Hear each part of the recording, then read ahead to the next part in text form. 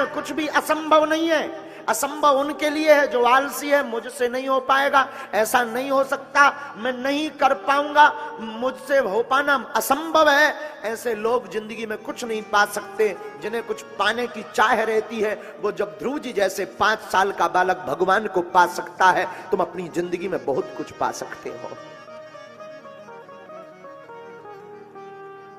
हमारे जीवन की एक घटना है। छत्तीसगढ़ में हमारा एक प्रिय वर्तमान में अपर कलेक्टर है की पोस्ट पर पहुंचा है शायद, हाँ पक्का है। वो जब एसडीएम नहीं था,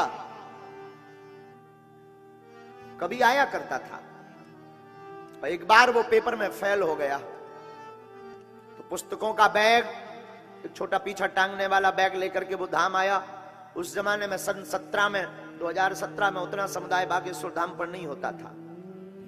बहुत कम लोग आते थे, 1000, 1500, 2000, 5000 लोग हाईएस्ट। वो बालक मंदिर की सीढ़ियों के पास खड़ा था। हम दर्शन करने गए। हमने कहा कहां से आए हो? उसने अपना पूरा परिचय दिया। हमने कहा रो क्यों रहे? उसने कहा गुरुदेव हमें आपसे कुछ बात करनी है। हमने कहा हम रात को मिलते हैं तुमको। लगभग हमें आज भी याद है 9:30 बजे रात को हम उस बालक को मिले। रो रहा था। हमें लगा कोई बहुत बड़ी विपदा होगी इसलिए रो रहा। जो अर्जी का विधान है, अर्जी लगाई, हमने पर्चा बनाया, उसमें लिखकर आया ये बालक पेपर में फेल हो चुका है, मरने के लिए घर से निकला है। तो हमने उसको ज्यादा टाइम देने का सोचा, इसको ज्यादा समय देना चाहिए। लगभग 15 मिनट तक हमने उसको बात की। हमने कहा ये जो तूने प्रण लिया, मरना है, पर एक बात समझ में नहीं आई, तू बागेश्वर धाम क्यों आया?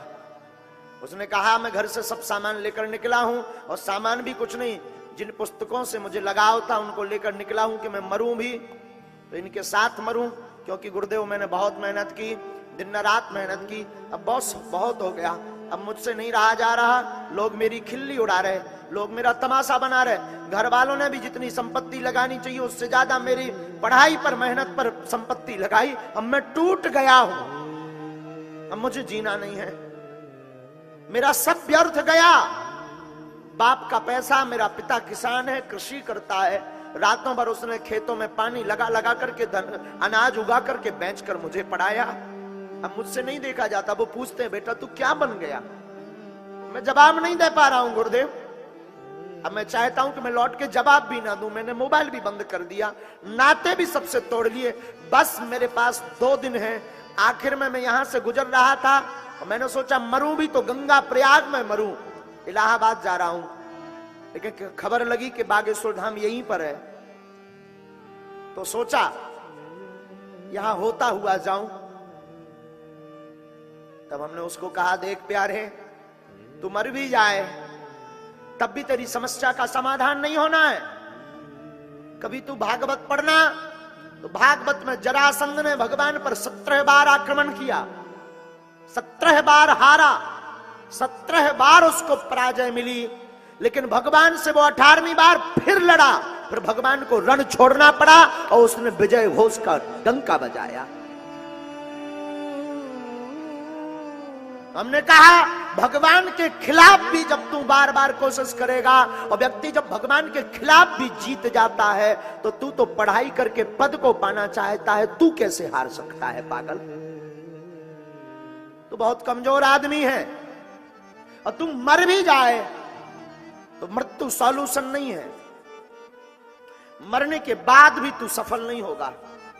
फिर तू मर भी जाएगा, फिर तेरा जन्म होगा, फिर तू वही गिनती गिनेगा 1 2 3 4 5 6 7 8 9 10 11 12, 12वीं पढ़ाई करेगा, फिर तू बीए करेगा, फिर तू एमए करेगा, फिर तू डिग्रियां करेगा, फिर पढ़ाई करेगा, फिर फेल होगा। इससे अच्छा है तू अभी पढ़ाई कर, 2 बार फेल होगा पर तीसरी बार तू पास हो ही जाएगा।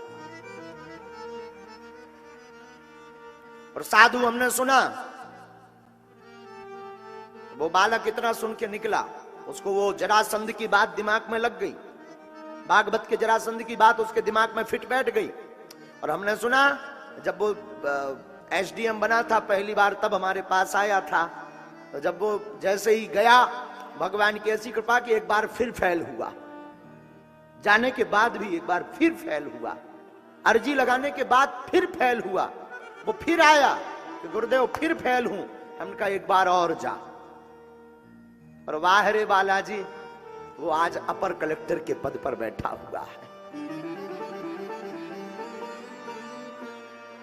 वहां जिंदगी में उसने खुद कहा, रोज जिस दिन वो बना था एसडीएम बना था, जिस दिन बना था उसकी आंखों की वो चमक बता रही थी, उसके चेहरे की वो मुस्कुराहट बता रही थी, उसके हाथ में वो हमें आज भी याद है, हाथ में वो फूल का गुलदस्ता लिए हुए, मिठाई लिए हुए और पूरे में राम नामी तौलिया ओढ़े हुए रात के समय 8:30 बजे हमको मिला था।